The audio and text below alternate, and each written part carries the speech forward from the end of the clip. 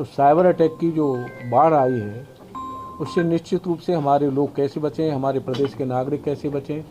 ये प्रयास में हमारी भूमिका क्या हो सकती है, हमारे विभाग की क्या भूमिका हो सकती है, इस पर भी हम लोग काम करेंगे। आदरणीय प्रधानमंत्री का हृदय से आभार व्यक्त करूँगा कि उन्होंने 62 से गठन होने के बाद पहली बार केंद्र सरकार से ट्रेनिंग के लिए बजट की व्यवस्था हुई। मैं हृदय से उनका आभार व्यक्त करूंगा और माननीय मुख्यमंत्री का हृदय से पूरे विभाग की ओर से आभार व्यक्त करूंगा कि 16 जिले से निकलकर संपूर्ण प्रदेश की इकाई में इसका गठन होना। और जब ट्रेनिंग हो रही है पूरे प्रदेश में तो निश्चित रूप से जो प्राकृतिक आपदा हो, चाहे हमारे आंतरिक कोई खतरा हो, चाहे हमारे आयोजन होते हैं, जो धार्मिक आयोजन होते हैं, उसमें हमारे इनकी जो बार्डरों की, हमारे स्वयंसेवकों की जो भूमिका रहती है उसको और विस्तार से आगे बढ़ाया जाए और लोगों को जोड़ा जाए,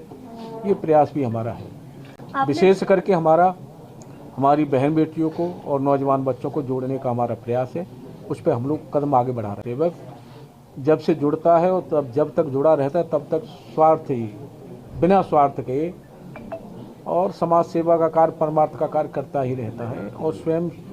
अब इच्छा से जुड़ता है। इसको और जो है हमें विस्तार करना है और आगे जैसे जैसे विभाग के लिए कहाँ क्या आवश्यकता है वो चर्चा होती रहेंगी। नागरिक सुरक्षा तभी अभी हमारा प्रयास है कि सभी जिलों में जाकर के हम स्वयं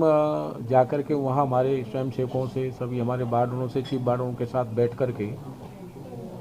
इसके विभाग की आवश्यकता और आम जन को इसकी आवश्यकता, ज़रूरत महसूस कराना, उनके साथ संवाद करना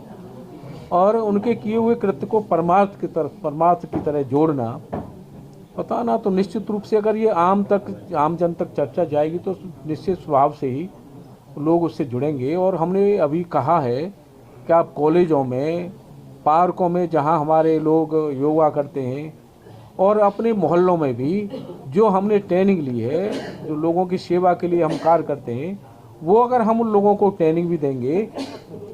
तो जैसे आप वहाँ उपलब्ध नहीं है और कहीं कोई घटना घटित होती है तो हर व्यक्ति इतना सक्षम हो जाए कि वो अपने को स्वयं बचाए और हमारे वहाँ रहने वाले बस्ती में लोगों को बचाए। अगर ये हम कर पाएंगे तो निश्चित रूप से इसका विस्तार होगा और सब लोग जुड़ेंगे भी, हमारे नौजवान भी जुड़ेंगे और हमारी बहन बेटियाँ भी जुड़ेंगी।